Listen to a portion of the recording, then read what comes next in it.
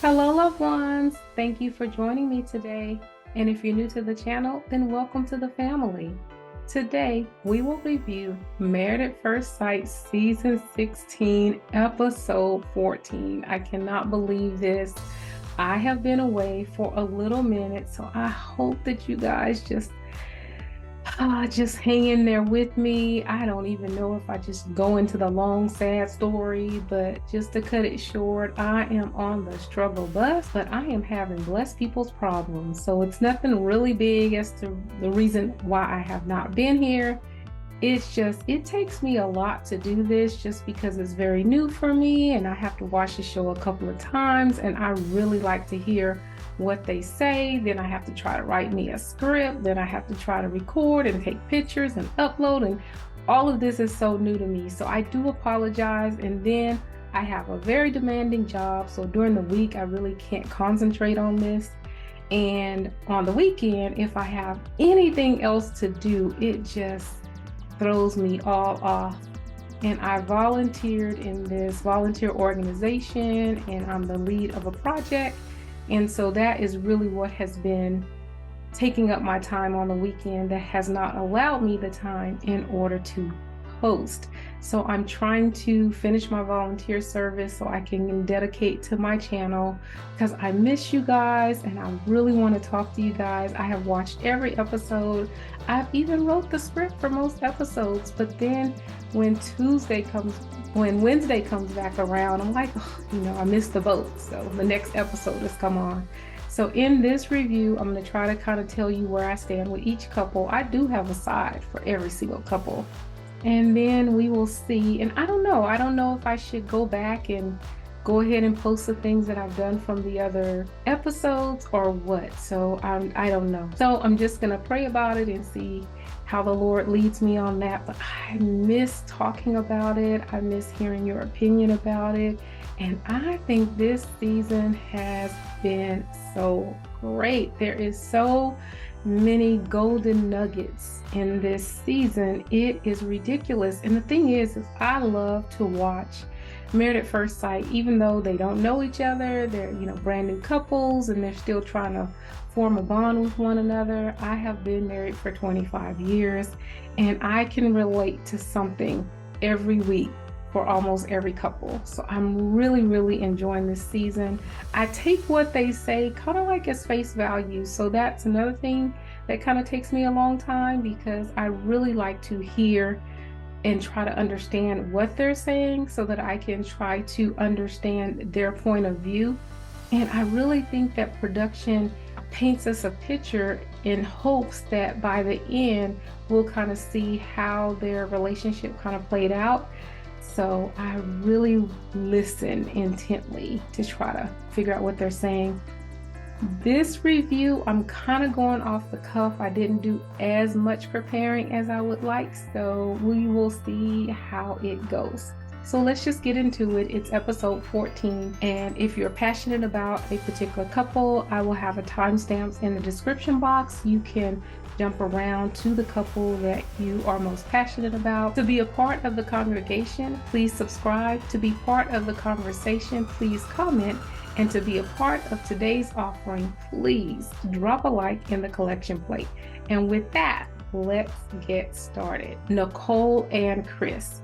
And in this episode, we first see Nicole and Chris, and they are tackling a home project where they are putting a bidet in their bathroom because Nicole has gotten together with her mom, and I guess her mom had one, and so now they are going to do it as a couple project. And the thing that I like most about this is that we see so much heavy content from Chris and Nicole, and we usually see them in very deep conversations. So it has been nice on this episode and on the last episode when they were doing their arts and crafts, just to see them kind of relax a little. And I'm really glad that they gave us this part of this couple because I think it shows more of a balance. I feel like in the beginning, everything that we've seen about Chris and Nicole were like heavy, deep conversations. But I think that is because of the next interaction, which is with Dr. Pia, when she talks to Nicole and Chris, it's 16 days before the decision day, and they say that they are comfortable with their intimacy, but then they begin to talk about foreplay and how that can be better. And Nicole says that she did not realize how many issues she had until they began these discussions, and she realizes how messed up she is. And I loved Dr. Pia's response when she corrects her, letting her know it's not that you're messed up, it's just that things have happened in your life. And although I do agree with that in terms of what Dr. Pia said, I especially loved Nicole's answer, because she said she needed to take accountability and people can only treat her how she allows them to treat her. And I love that she took on the responsibility for her part that she plays in that. And the thing that I liked about this most is many times we see the deep conversations between Chris and Nicole, and we see that Chris is being frustrated because of her negative self-talk about herself, even when they were looking at their photo albums and just her recollection of the wedding day and how many times she has a negative self-talk. And I feel like in those moments, he has just kind of tried to encourage her, but just grinned and bared it and did not really respond, or, you shouldn't say that about yourself. He just kind of just was quiet about it, try to encourage her in the way that he knows how. And I like that because now she is being able to be confronted in a way by an expert. And I like that part of it, that it wasn't Chris just trying to change who she is, but now it's an expert bringing out a part of her that she may not have realized, and now she may be willing to work on that. And so I feel like Chris kind of got his way. I felt like in the conversation it was really more about Nicole in terms of their conversation with Dr. Pia. But I do agree that if you, or if I sometimes do negative self-talk for myself, but if you are one of those people who have negative self-talk, then you do need to take responsibility in terms of if there's any interactions that you've taken a part in, but also not beat yourself up about it. You got to learn and move on and then speak life. And I always say for myself, like when I say something to myself, I'm like, would I say that to someone else? Because when I'm talking to other people, I try to be really positive about them and to encourage them. Even if it is something negative, I still try to find the positive and to encourage others. Why is it that I treat myself any differently than I treat other people? So I try to remember that. And we then see them on day 14 days until the wedding day, and they receive their box of intimacy items. I think this is the first time that we have seen where a couple did not do an exercise. What I liked about this is they then explored their expectations for new experiences, and then they talked about where they were in terms of an intimacy level with one another. And both of them agreed that their top priority is that they say yes on decision day, and that they are equally given to the relationship. That is the most important thing.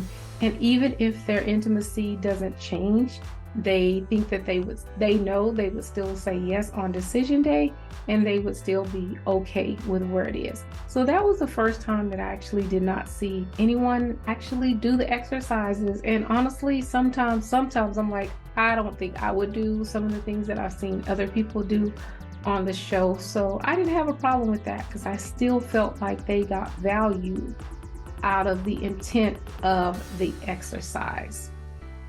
We then see the guys and the girls, they meet up separately. The guys went to a batting cage and the girls went to make cocktails. I love when the couples speak in their various groups that they're talking about the same thing, and they weren't. Both of them talked about how Nicole needs to do some self-work and some personal growth in terms of her relationship with herself. So I love that they were both on the same page. I really don't have a favorite out of this couple. I think that they are evenly matched.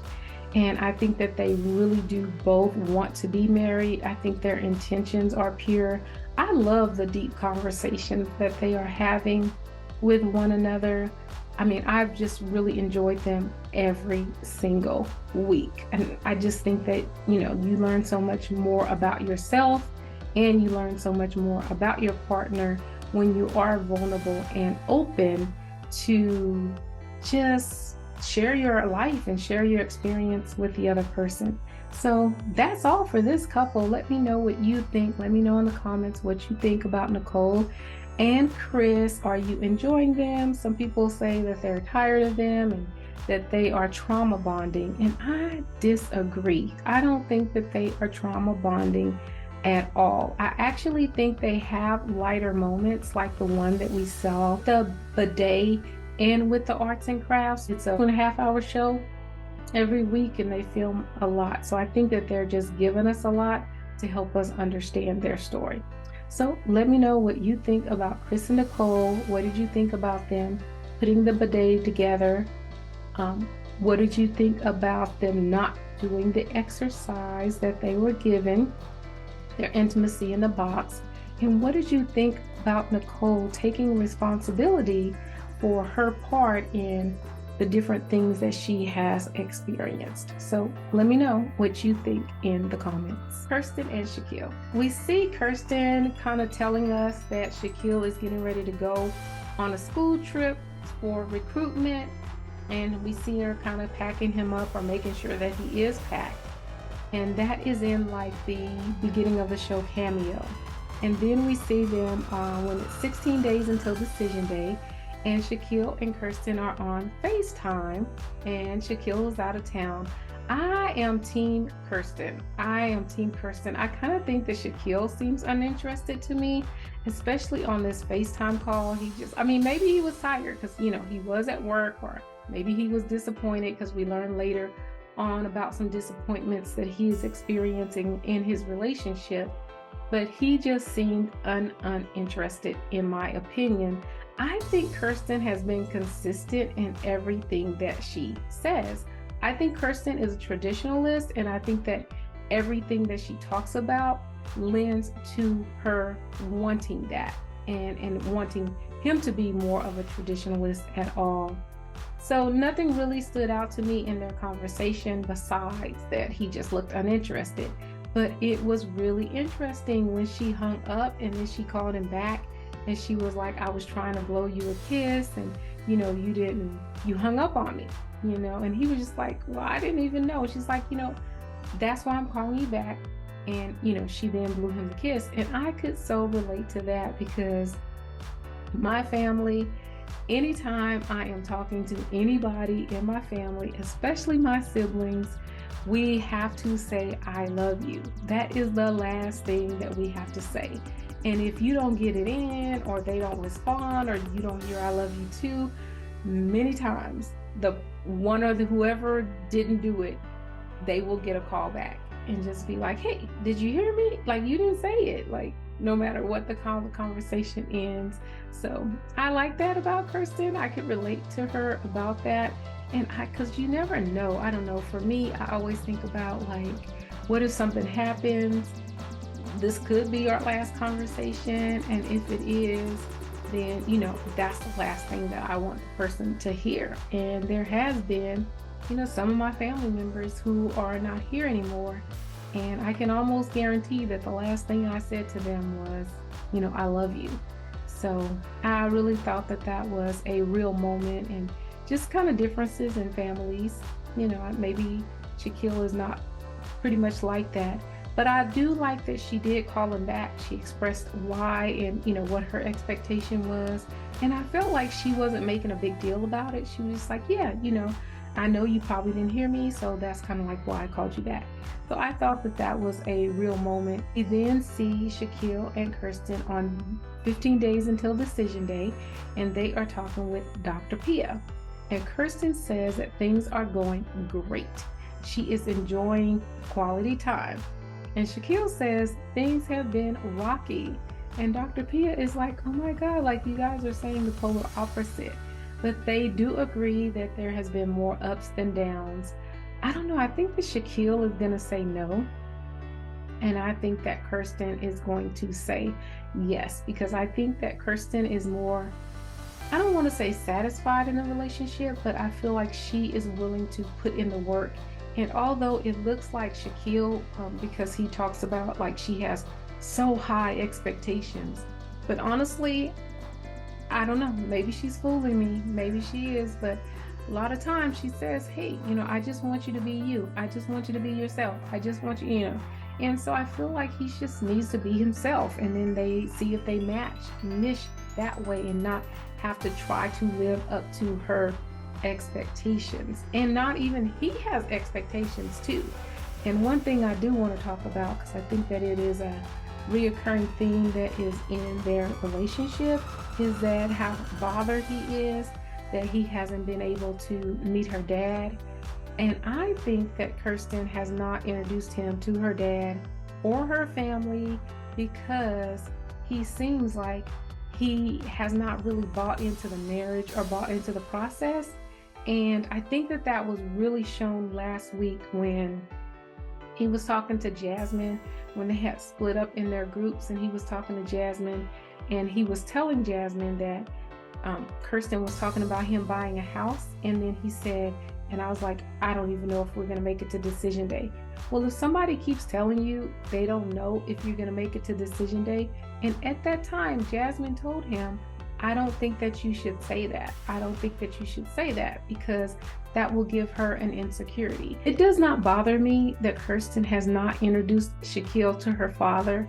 And it does not bother me that KIRSTEN has not introduced SHAQUILLE to her friends, because I feel like when he says that, that breeds insecurity. And if you're just going to be here for 8 weeks, then, why am I going to make my family and friends go through that? And it could be, I'm telling you guys, I can relate to so much of this.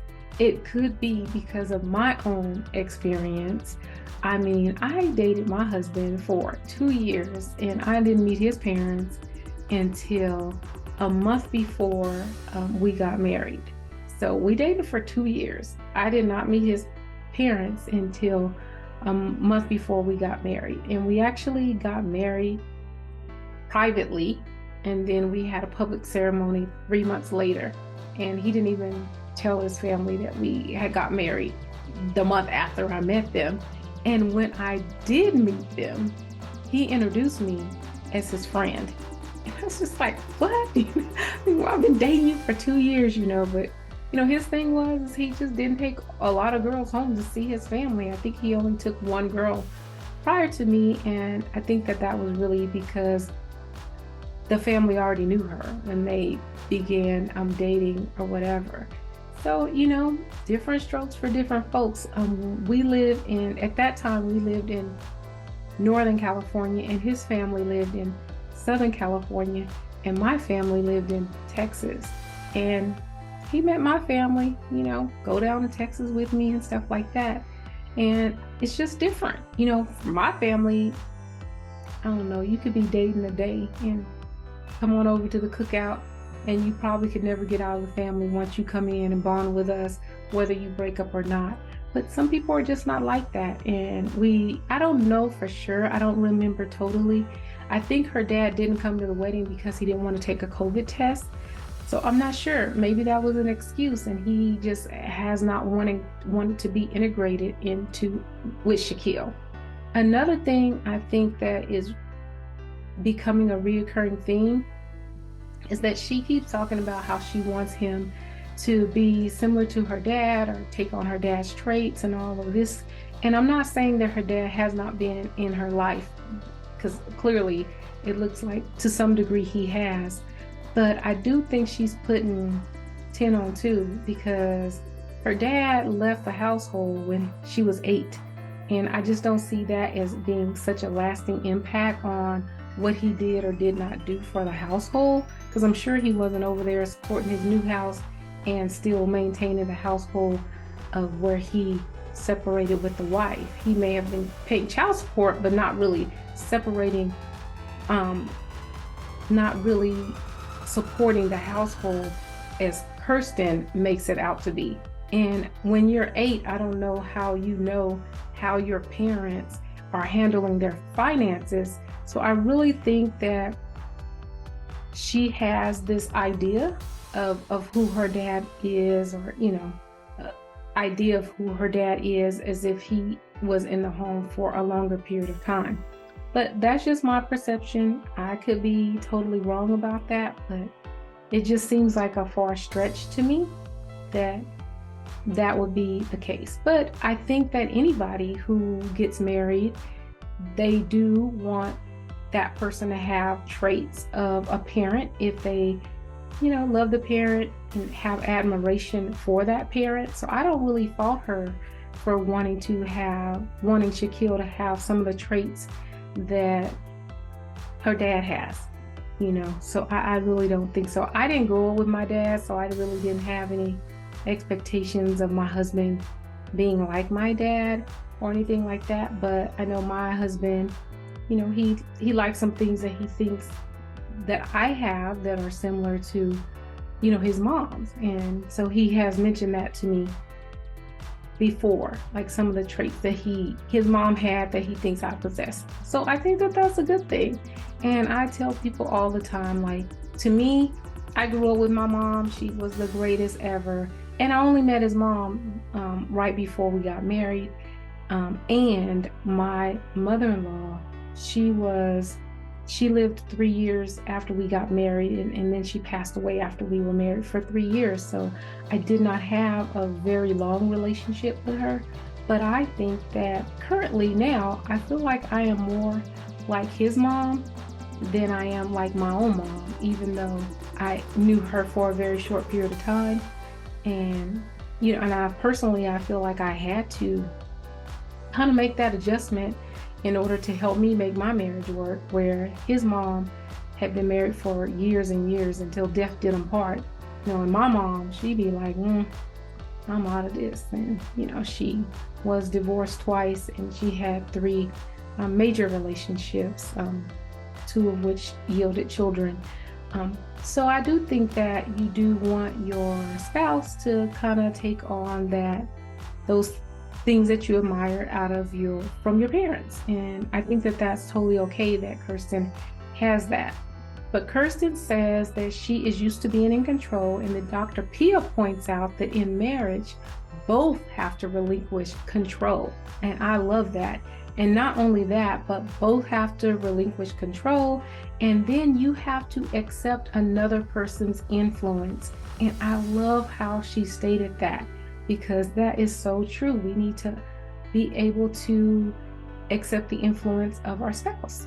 And KIRSTEN says that she's comfortable allowing Shaq to take care of her, but I actually don't believe her on that point. I don't think that she is, because I think a lot of things that she says, she is saying it to see if he is going to feel the same way that she does. And I think that because he does not, that does not breed security for her. KIRSTEN feels that the attraction to Shaquille, and KIRSTEN says that she now feels an attraction to Shaquille, and she sees him as masculine when he is moving boxes. And the example that she used is when they moved in together. He took care of everything, and he was being very masculine. She then defines masculine by saying it's getting the job done and taking care of business. And I just don't think that she sees Shaquille in that manner, because we learned later, and part of this was from the after show, that she didn't go on the trip with him because he did not plan it out, and he just told her that while they were there, she could visit some of her friends who were there. So that doesn't sound like taking care of business. There was another episode where she mentioned that she had called him to come bring in the groceries, and he was at the gym, so he stayed at the gym. So those are the things, and it's really interesting because her love language is quality time, but I think that acts of service in terms of just the man doing what we consider to be manly tasks makes is what masculine is to her. And, you know, I don't know. I guess we all have a different perception of that, because I can relate to what she's saying. Because if I go to the grocery store and I come home with whatever and my husband isn't home, oh my God, I'm weak. I can't carry nothing. These bags are so heavy, you know, nothing. So usually I will just get the lightest bag, you know, carry it in the house and be like, babe, you know, can you go out of the car, go to the car and get the groceries or whatever. And then he'll end up going out there. He'll get all the bags and he kind of will let me just stay in the house and do whatever I want to. But if he is not home, I can carry 10 bags in the house at one time. So I think that she finds that more as when the guy is taking care of the household in what we consider more of a traditional role, which I think was her point last week when she was talking about buying the house and him buying her a car and all that, those kind of things. And I don't think that she expected him to buy a $2.9 million home. And I don't think that she really expects him to buy her a new car. I think she is testing the boundaries to see if he is traditional, if he wants to take on that role to be the traditional husband. And honestly, it sounds like she is willing to be the traditional wife, because she said, you know, she'd be staying home with the kids and, you know, talking about push gift. Those are traditional values that she would probably then do herself. So I don't know. I mean, she has a real estate business. Honestly, I don't know. Somebody let me know if she owns her home, because I thought that when they went to her house, it was actually a house and not an apartment. And so it sounds like she owns her own home, but he lives in an apartment. I don't know. That's neither here nor there, but let me know what you think about that. I think that she just wants a traditional lifestyle, and because that he doesn't appear to be that type of person, that makes her feel insecure. I do think that she took too long to answer the question if he was masculine. And I know that there's been a lot of talk about SHAQUILLE and if he is masculine in the way that we defined it as like manly, you know, but I don't think that she is thinking of it that way. I really think that she's more talking about it in traditional format because of the examples that she uses and everything that even then, she said that she wanted him to take the lead on everything. And about 2 weeks ago when he asked her, how do I make you feel safe? How do I make you feel secure? And I think that that is a part of the whole traditional aspect. And I feel like that shows that she wants tradition on both ends, where she's at home, taking care of the household, having kids, taking care of the kids, you know, and he is providing for the household in all the other ways and making decisions. And I am a traditionalist. I do work a full-time job. But in terms of just spiritually, I do believe that my husband is the head of the household and that he makes the last decision on whatever comes about. Now, sometimes I don't agree and sometimes I give him a really hard time about it, but that is my core belief about it. And, you know, that I feel like that's traditional. Now, sometimes it works out for us and sometimes I'm a little stubborn, I think he may say. But I am traditional. I do believe that. And it still doesn't mean that the guy is going to make all the decisions. There's a lot of things that my husband defers to me because that's my strong suit. And then there's a lot of things that he takes on himself because that's his strong suit. I don't know. I think that if he understands that about her, that she would be able to trust him, let him lead, and all those other things. SHAQUILLE does not get it at all, because when he's asked about being a protector, a leader, masculine, like what his response to her talking about him being masculine is, he's talking about it more in a protection manner. So he talks about, and you know, do I have to save you from we getting robbed or carjacked, basically? Or do I have to defend you if a waiter brings you the wrong dish? And those are not the things that she is talking about. And I don't believe those are, because she defined it and she gave an example of what it is. Shaquille, in his cameo, he sounds like Nate from last year, because he says that she has like a lot of expectations that he feels like every day he's trying to meet her expectations. So I don't know if that's like a guy thing, and once they feel like you have expectations that they're not meeting, that doesn't work well for them, because I really think that he is going to say no on decision day. And we know that last year that was a running theme for Nate, because he didn't feel like he could meet Stacia's expectations. So man, I hate that for this couple, because I think that I feel like if they had like just a couple of tweaks, that they could really make this marriage work. I think that they are a great couple, and I think they look so cute together. So I don't know. Let me know what you guys think. I don't know. I was really sad to hear him say that. One thing that he said when he was talking about that she puts a lot of expectations on him, he said that it takes a lot of it takes a mental toll on him. So I thought that was really interesting.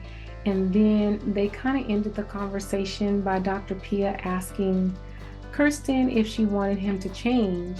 And she said that she wanted him to have some traits like her dad, but really wanted him to be himself and who he is. And I believe her. Later on that day, we see Shaquille and Kirsten doing their intimacy trust exercise. And we can see that Kirsten does not trust him. She does not even trust him to guide her to the kitchen, which is so sad. But I do think that as the exercise went on, she was a little more receptive. And, I do think that the rope was a perfect analogy for him to use that as showing her that, he wants to lead. And I'm hoping that that would help her open up a little more, because that is exactly what she wants him to do. But honestly, I think that Shaquille is a person who is a grudge holder, because usually in a relationship, one person will hold the grudge longer than the other person. And I kind of think that that is Shaquille.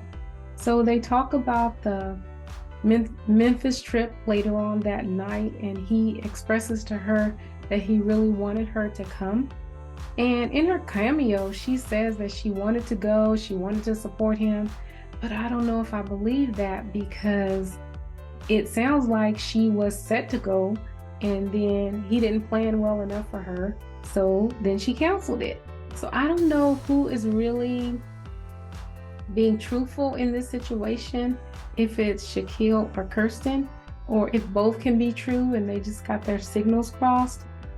But I don't know, that was really interesting, because I feel like if you wanted to go and you wanted to support him, then you could have done that. It sounds like you could make your schedule, but you just made different plans at home.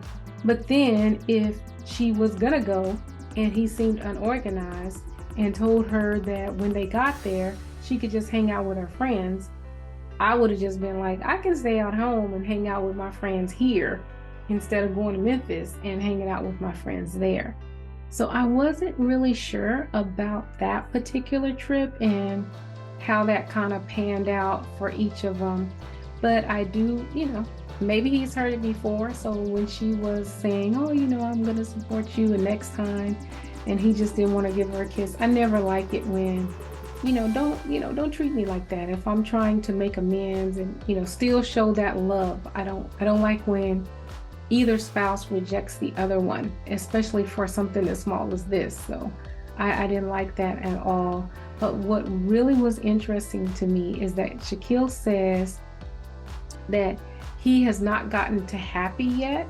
So he's not happy when the producer says, like, are you happy in this marriage? He says he's not happy yet, but he feels grateful and overjoyed to be in the marriage. And I think that that was him just trying to be nice. I don't think that he is happy. He doesn't look happy. He doesn't look like he is even enjoying the experience.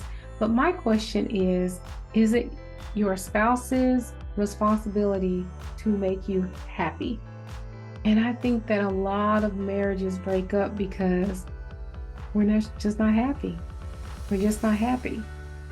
But honestly, I wholeheartedly do not feel like another person is responsible for your happiness.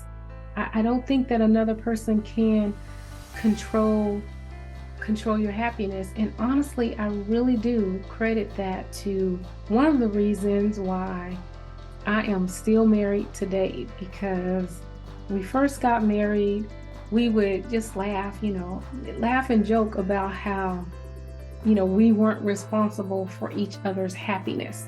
And that was just exactly what we would say, I'm not having, but we would more say it when we were in the good times, just laughing about it. And I think that that has been one of the things that has helped us through the difficult times, because we're like, okay, it's not his or her responsibility to make me happy. Personally, I'm a Christian, so I think that we can only find true joy and true happiness in Christ. And my husband believes the same thing, that we can only really find true happiness, true fulfillment in Christ. So I think that that is one of the saving graces that has been able to help us through that hard time, because we're not looking to the other person like, okay, now I'm not happy. And that's just like a lot of people, they can fall in and out of love, and they're like, well, I'm just leaving him because I don't love him anymore. But I think love is an action. It's not a feeling. So I don't feel like I can fall in and out of love, so I don't know. Maybe that'll help somebody. Maybe you can look at it differently, and maybe you have a difference of opinion. And if you do, just let me know. But I don't think that, it is KIRSTEN's responsibility to make him happy. Another thing about the conversation that they had with Dr. Pia is when KIRSTEN was saying the things that make SHAQUILLE look manly to her. And she was talking about how he, when he got their bags, made sure all their stuff was in the house when they were moving into their apartment. I don't know. I can definitely relate, because like for me, what makes me feel like, oh my God, like my husband is so handsome. Like if I just accidentally walk in the room or whatever, and if he is either praying or reading the Bible or studying scripture, if I can tell that he is in any way doing anything that is communicating with the Lord, I'm just like, oh my God, like that is just very attractive to me.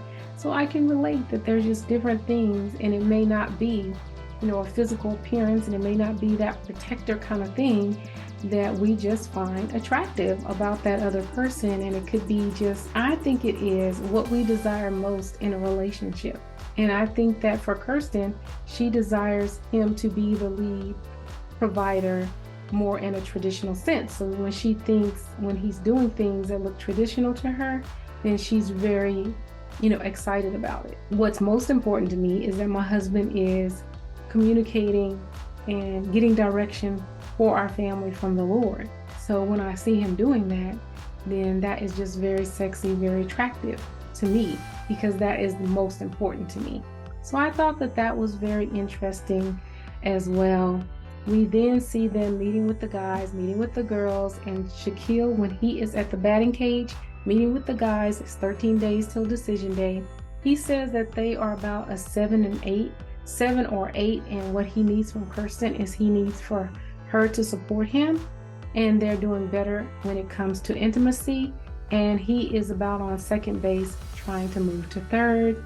And KIRSTEN says that, they are doing better. They're doing better on their intimacy, and she wants him to initiate if they go further or deeper.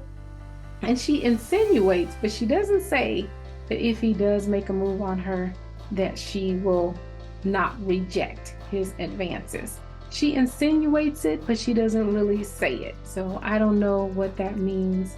And we do see a clip later on where they are going to solidify their marriage through intimacy. So we'll see how that goes. But what did you think about this couple? What do you think about SHAQUILLE and KIRSTEN? Do you think that he's more into her or that she's more into him? What do you think about my theory of traditionalism? And that is what drives her in terms of thinking that he is masculine, and because he is not given into that, then she doesn't see him as masculine in the way that she wants to. And what do you think about KIRSTEN not inviting him, even though it wasn't in this episode, to interact with her family and friends? Do you think it's because he makes her feel insecure because of the things that he says about it's 8 weeks, and as if he may leave the relationship after 8 weeks? So let me know what you think about KIRSTEN and SHAQUILLE, and if there was any points, because I am doing this off the fly, so I hope this video turns out okay. Let me know if I missed anything that you thought was exciting or important. But let me know what you think in the comment section. Jasmine and Airris, 17 days before Decision Day, and we see Jasmine in her open cameo in the car, and she's saying that she does not know where her headspace is right now, emotionally or mentally. She is trying not to put up a guard, and she says she has given her all in this entire process, and she is optimistic, and she's trying to continue to remain open, but her and Airris both deserve to be happy. We hear the word again, happy, which is the same word that SHAQUILLE used. Now, I will tell you right now, I am team Airris, because I do not think that Jasmine has been open about everything. And I do think that when things bother her, that she doesn't really say it or communicate it. And they both have said several times, even in this episode, that they don't really talk or have any interaction when, you know, they are by themselves. And we hear even in this episode how that played out, and we saw how it played out in another episode previously. So I am team Airris. I think that he is trying. I think he is not physically attracted to Jasmine because he's looking for more of a mental connection, and I don't think that she is giving that to him. A couple of things that really did, oh my God, just really bothered me. I did not like the conversation with Airris and Jasmine's mom, because I felt like Jasmine's mom had kind of put it out there that they need to have relations. Why would you encourage a man to have relations with your daughter when he is saying that he is not attracted to her? I respect Airris, because I think the one thing that he has done right is he has left her whole. And he has put that out there. When they had a dinner a couple of weeks back, you know, he is the one who took intimacy off of the table. And I think that that is out of respect for her, because we know that he may have slept with people that he did not find specifically attractive, and he still slept with them. One thing I like about Airris is he says that he is not attracted to her, but he never says that she is not attractive. He says she's a very, very beautiful young lady and everything, but that he is not attracted to her, and he is looking for more of an emotional connection. And I think because they don't have any deep conversations, which we even see in this episode that they don't, and we even saw last week when they were pulling the questions. And what really made it for me in terms of going team Airris is I feel like in marriage you have to communicate what your desires, what your wants are, and any decent person, if they can, they will try to meet those. And I felt like when they met with Dr. Pepper, Jasmine said exactly what she needed. She said she needed more conversation with Airris. She wanted him to be a little more vulnerable, and she wanted him to lead it. And then when they get the questions and he's actually leading it and trying to ask her and find out more about her, then she kind of shuts down. And in that conversation, he said a lot of, oh my God, just meaningful, great things. I think that the one that just touched my heart the most when he was talking about how he needed to forgive his friend for taking his own life, and you know how he was mad at him even after he was no longer on this earth, that he really had to process that and had to take time to forgive his friend. And I feel like that is being very vulnerable.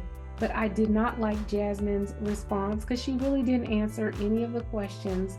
And I do understand that she may have a harder time answering the questions because she has not had this hard, rough life. But I feel if you don't answer the question, if you can't answer the question directly, then you still have to offer some type of communication. I forgot what the question is. Like, I don't know, it was something like when he told the story about his friend, it was something about like, what is the most difficult time that you've had, or what would you like to see in a marriage? And she was just like, I don't know, I have to think about it, I don't know. And I'm just like, come on, at least if you don't have anything to say, you can talk about, what I liked about my parents' marriage is this, or what I really enjoyed. I saw an older couple and this happened, but it's just a way to engage in conversation. And I think that is what would draw them together. And I think that that is something that is truly, truly missing. But what I liked about that particular interaction is Jasmine said what she needed and Airris actually complied, but then she didn't participate. So I am Team Airris right now. I think that he is given way more than what Jasmine is given at this point. And could be just her personality where she just, I don't know if she's afraid to talk or what it is, but I feel like you need to speak up. We then see them 17 days before Decision Day, and they have their meeting with Dr. Pia. And Airris says that they are still there because they have hope that they can move past this. And if they felt like it was just hopeless, they would have both bowed out by now. And I do like that because I do think that it's still hope for them. But I really feel like Jasmine is going to have to find her voice and find it quickly. Jasmine says her needs are not getting met. She is not trying to be his friend, but a wife. And he friend zoned her on the honeymoon. And she sounds very bitter in this conversation. She says she needs physical touch and she can't remember the last time he hugged her. She says physical touch is not only something that she wants, but something that she needs. And I understand that Jasmine is frustrated. I feel like she should have been able to communicate with him outside of this process, because it sounds like when they're not with a counselor that they don't communicate at all. The thing that she said that was interesting to me is she says she cannot remember the last time that he hugged her. So my question would be, when is the last time you hugged him? If that's a need for you that you need, why not initiate it? And I don't understand why we feel like we can't initiate anything. You either have to initiate it or communicate it.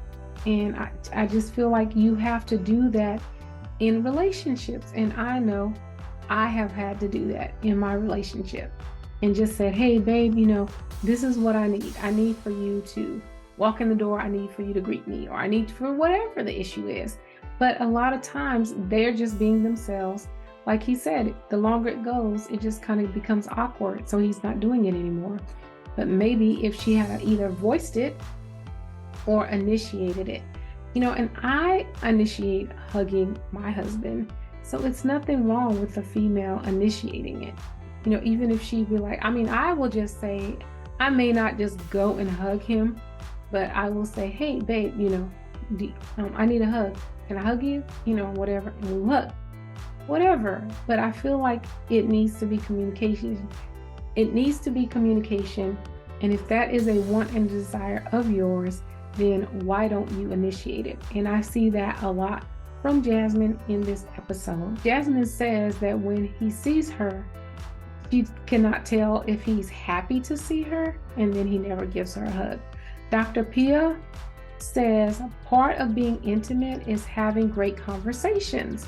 And then she asked him, are you guys having long periods of time where you are having great conversations?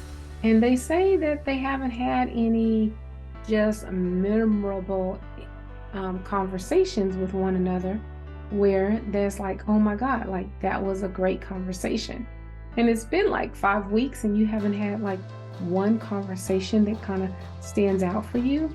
So I think that that is another part of where they are lacking intimacy. And I think that that is what Airris is trying to get to. But because Jasmine is afraid to talk or not used to talking or whatever the issue is, then it's being hard for her. I do like that Airris is saying that Jasmine is not attractive to him because he wants something deeper. He wants a little more intimacy that's not from the physical. Because I think maybe for Jasmine, she really hasn't had to do anything because people do find her visually attractive. And I think she is a very beautiful young lady.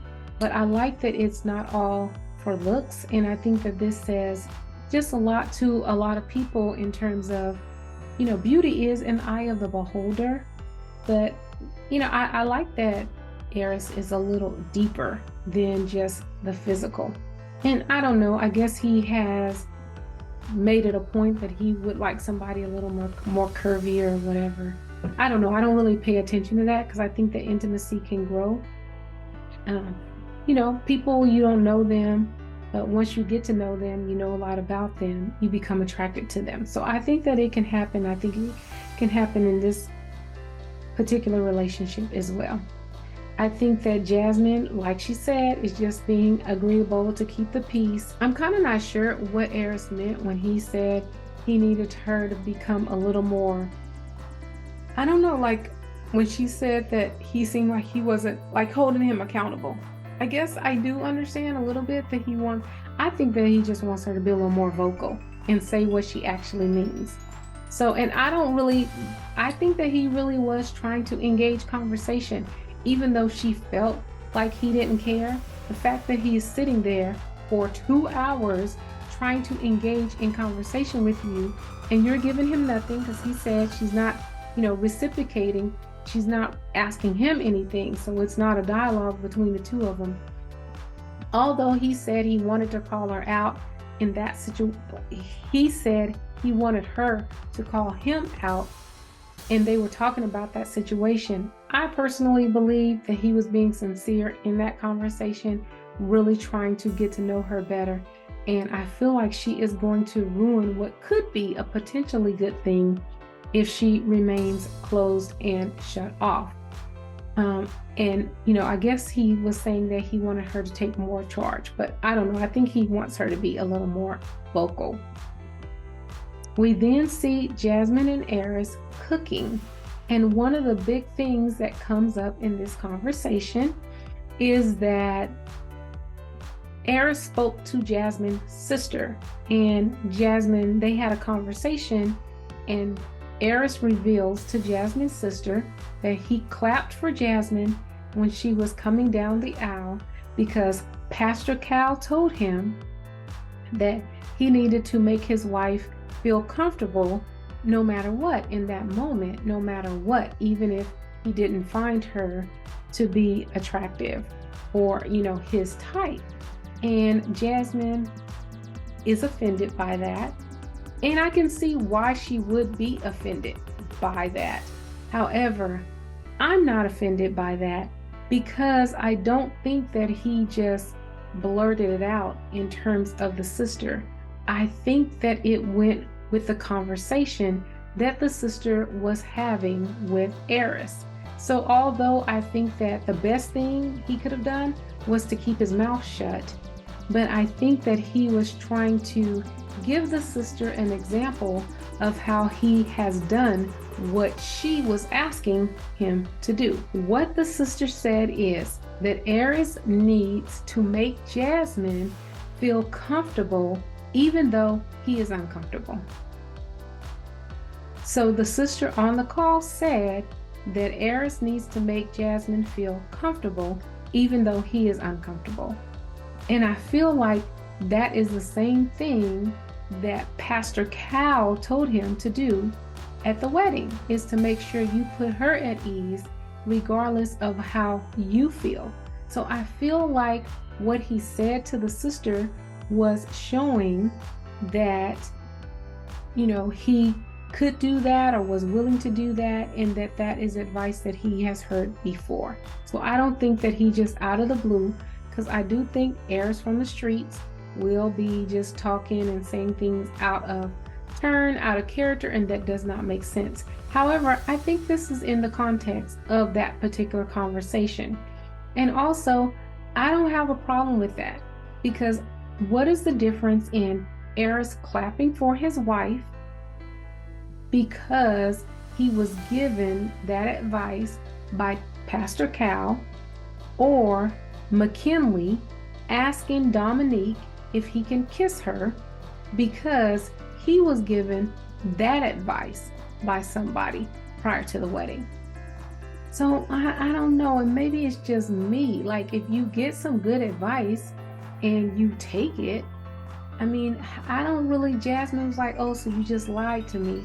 No, he didn't lie to you. He was trying to make sure that you felt comfortable, and he was using the resource that he had been given, which was some advice from a trusted person, Pastor Cal, to make you feel good and at ease on your wedding day. So I don't think that that is a lie or anything like that. However, because I don't know how Jasmine's sister explained this to her, but if my sister just told me he clapped for you to make you feel good, no, he clapped for you because Pastor Cal told him to, I would probably be offended as well. If I knew that Pastor Cal told him to find a way to make sure his wife felt comfortable regardless of how you feel, and then that's the way he chose to do it in order to take that advice, I don't think that I would be as upset. So I am okay with Airris doing that. However, I do think that he should have kept the information to himself, just because this piece of information gives Jasmine another reason to feel uncomfortable and kind of unwanted, and really could, hurt the relationship moving forward. So I do hate that he revealed it, especially given the place that they are at. But Jasmine feels like her husband should be smitten by her. He should want to be around her. He should want to talk to her. He should want to check in with her. He should want to hold her hand. He should want to hug her. Those are things that should come natural to him. And I have to disagree. I mean, some people are not the hugging type. Some people are not the checking in. Some people are just not that. So if that's an expectation that you have of your mate, and they're not like you based on their own experience or whatever is going on, then I feel like we need to communicate with one another. One thing that I really did enjoy that me and my husband did when we were going through premarital counseling is the counselor made us write down everything that we would want in a spouse, like what we would want them to do. And we wrote it down on a piece of paper, each of us, and then you had to exchange papers, and then your husband or your spouse would say if that's something that they could do, if that's something that they would not do, or it's something that they would try to do.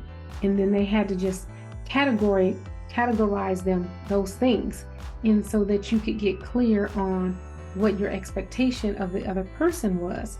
So I think that if that is something that she wants, if she is able to communicate that to him, and then if he's willing to do it, then she'll get what you want. But you're just different, so you're gonna have just different ways that you interact with one another based on your own experience. And I don't think that somebody should be held to a non-communicated expectation. So I don't think that she should hold him to an expectation that she has not communicated with him. So then we are at 13 days until decision day, and we see the guys meet up and we see the girls meet up, and the guys go to a batting cage and the girls go to make cocktails. Airris shares with the guys that during their conversation with Dr. Pia, They actually didn't talk about intimacy because she may have already known that they weren't there yet, but they talked about how you can build intimacy in other ways. And I think that was just the whole conversation thing, that you need to have deep, meaningful conversations with one another, which is another way in order to build intimacy. I actually wish that Airris and Jasmine would have done the question exercise over and given Jasmine an opportunity to respond in a more positive way, because I think those were great questions that could provoke a great communication. And one thing that I would have liked to see is, I keep saying that I wish that Jasmine would talk more, but I do realize that some people are processors. So now that she's heard the questions, maybe she can process them and then they can come back later and then talk about it, where they could have some meaningful conversations. And then in the girls' outing, Jasmine says that Airris acknowledges the problem, but there is no change and he's not being intentional, which I disagree, unless he's only being intentional on camera. But personally, on camera, I see less effort from Jasmine than I do Airris. So I feel like Airris is trying to put in the work and Jasmine is not. I could be wrong, because there's a lot of times when they're not being filmed, but I don't know.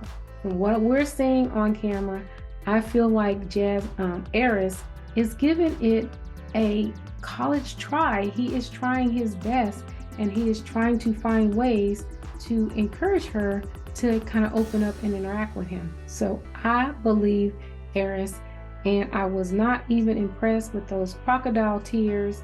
I mean, come on, you gotta, put in the effort. And, she's just like, well, I have a hard time conversating, and, I just hold everything in, and I brush everything under the rug.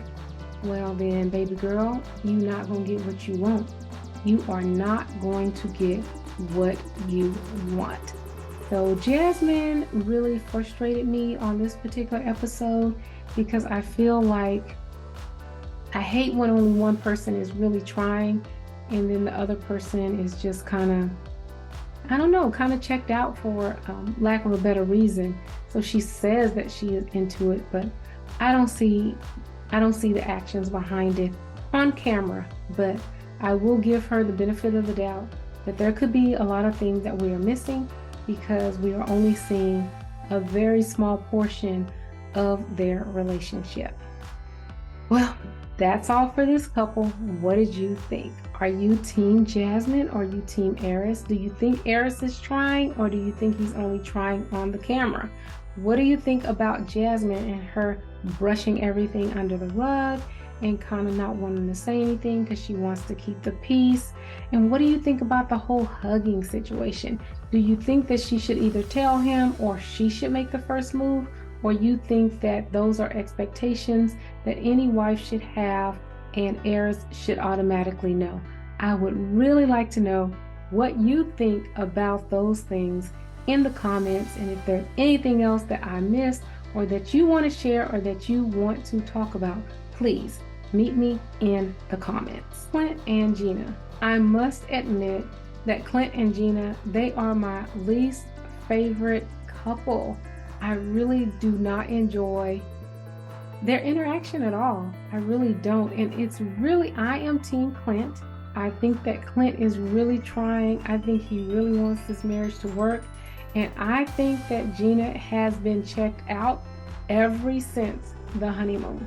I don't think she ever reconnected, even from the honeymoon. And I think that every chance she gets, she speaks negativeness into their relationship, and she says negative things about him.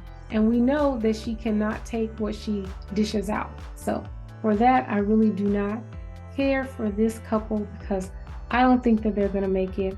And I think that Gina has checked out, but she is just trying to hang in there for the show and possibly even to promote her brand. But that's just my opinion. Let me know what you guys think in the comments. So it's day 17 days until decision day, and they meet with Dr. Pia. And they say that they're doing great as friends. They have great communication. They feel like they are not married because of the physical barrier. Gina is grossed out by even talking about intimacy with Clint, and Dr. Pia asked Gina to let Clint talk because she is just overpowering the conversation. Gina then makes a dig at Clint, saying that he has no swag, but he says he is the king of swag. Dr. Pia prescribes them creating an intimate environment without any expectations of intimacy, and this will relieve their pressure, and this will relieve the expectations. Later on that day, they are discussing their interaction with Dr. Pia, and Gina again insults him, saying he has no swag and he needs a haircut, and he is smart this time. He plays into it and just kind of plays off the banter of her being negative towards him, but he doesn't respond in kind with anything. But I don't know, maybe he will later, because he didn't do it right there in that moment. But personally, I don't know if I've spoke about this before, but I don't think that his comment about the type of women that he finds attractive, I don't think that that was a retaliation for what Gina said. I think that he had heard her give her opinion of what she likes, and he gave his opinion about what he likes. I don't think it was a tit for tat for Clint at that time. I do not think so. So let me know what you think about that in the comments. If you thought his conversation about slender athletic women was like a get back, a tit for tat. So she asked, she then made a statement about the honeymoon comment, and that lets me know that she is still holding on to it. She is still holding on to it. She has not forgotten that yet. And I feel like that is why she cannot find him physically attractive. So their intimacy exercise is they're given questions to ask one another, and also they're given an exercise to kind of use different, like a feather, a brush, and a massager in order to physically touch one another in a more close and intimate way without it leading to intimacy. And it didn't. So I guess I'm glad they both participated in the activity. However, I still think Gina is checked out. It is 13 days until Decision Day, and the guys made up, and Clint says he is staying open to the process, and he is going to continue to do the exercises that the experts have given him in hopes that they can make this marriage work.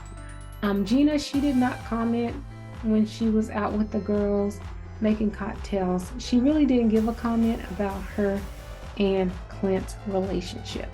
So that was all for this couple. What did you think about Gina and Clint? Are you team Gina? Are you team Clint? Do you feel like Gina has checked out of this experiment? What do you think? I feel sorry for Clint because I think that he really wants to be married, and I think he can really make this marriage work with her. And I think that if she wasn't a grudge holder, she could make the marriage work with him, because she talks about how great he is, how supportive he is, how they laugh together. He seems like he is just all down in, and he's actually what she needs, but not exactly what she wants. So let me know what you think about Clint and Gina. Do you think they are going to make it till Decision Day? Do you think they're going to say yes? Do you think that they're going to go closer in terms of their intimacy? Well, that is all for this episode. I am so sorry. I hope you all lasted throughout this review with me. I kind of did it off the cuff, so I probably sounded a little redundant. I usually try to write up me a script and kind of have, not say so many ums and ahs and that type of thing, but I really do miss talking to you all. Please just hang in there with me. I'm hoping that I can just do this more, get more comfortable within myself, get more comfortable speaking on camera, and that I can really give you some great reviews, but I am enjoying Married at First Sight. I really think it's an imitation of life and what we really go through in marriage, even though they are young in their relationship. So please like, comment, and subscribe, and let me know what you think down in the comments. And with that, live with intention. Be intentional.